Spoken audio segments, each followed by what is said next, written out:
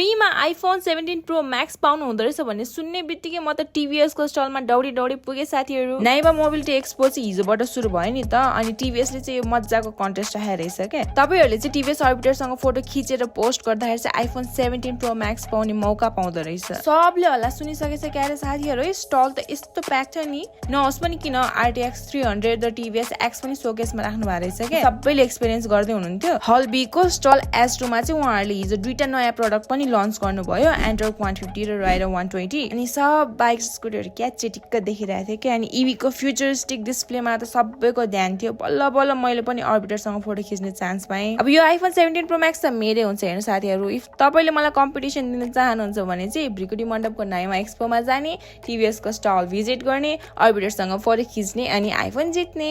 ल मलाई फलो गर्नलाई नबिर्सिनु होला। अगस्त 16 सम्म हुन्छ यो इभेन्ट चाहिँ। त्यतिखेर नै तपाईलाई नाइमामा भेटौँला। ल बाइ बाइ, लभ यु।